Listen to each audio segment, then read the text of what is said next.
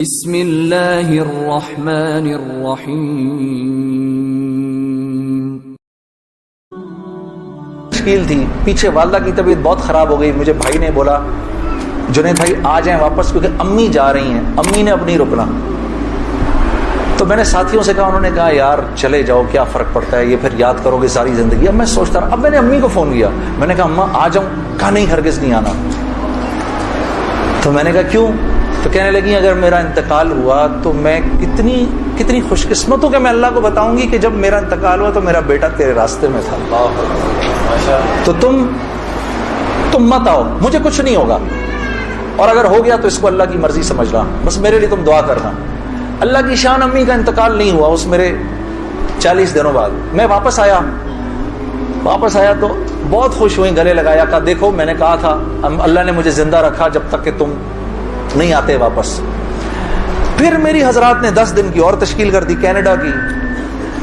تو میں نے کہا اماں پھر 10 دن کے لیے بھیج رہے ہیں، جاؤں نہیں جاؤں؟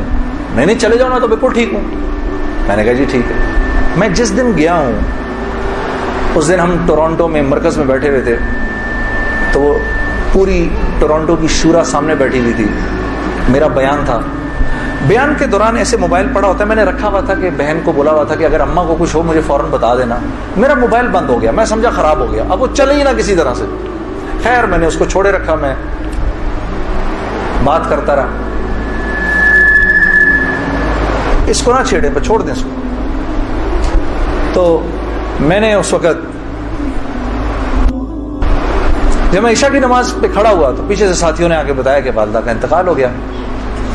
میں نے بہن کو فون کیا، کیا ہوا؟ کہتی ہے کہ ابھی فجر کی ہم نے نمازیں پڑھی ہیں، فجر سے تھوڑا سا پہلے انتقال ہوا ہے، اور 2-2:30 بجے اس امی نے بلایا میری بیوی کو، اور میری بیوی کو بلا کے بولا کہ بیٹا دیکھو میں نے تو ساری زندگی تمہیں بیٹی کی طرح رکھا، لیکن میں ساس ہوں، کمی بیشی ہو سکتی ہے، تو اگر کچھ ایسی ہوئی ہو تو مجھے معاف کر دینا۔ تو میری وائف نے کہا امی آپ کیسی باتیں کر رہی ہیں، مجھے تو کبھی خیال بھی نہیں آیا اس بات کا، ہاں آپ نے مجھے اس سے کم سمجھا ہی نہیں۔ پھر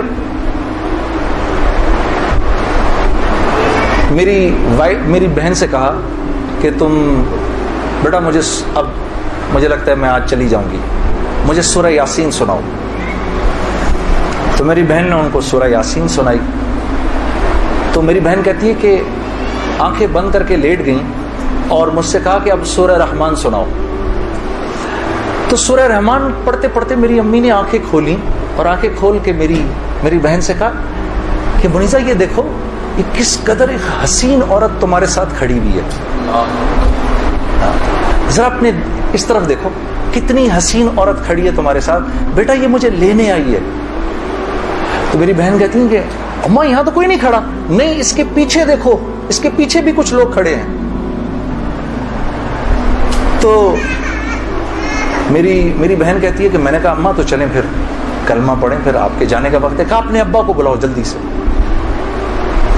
تو میرے ابا آئے اور میرے ابا کو کہا کہ دیکھیں میں نے ساری زندگی آپ کی عزت کا خیال رکھا، میرے لیے بس وہ نمبر 1 چیز تھی، اس میں اگر کوئی کمی بیشی ہوئی ہو تو مجھے معاف کر دیجیے گا، میں اب جا رہی ہوں۔ کلمہ پڑھا اور آنکھیں بند کر لی، بس اس طرح گئیں وہ۔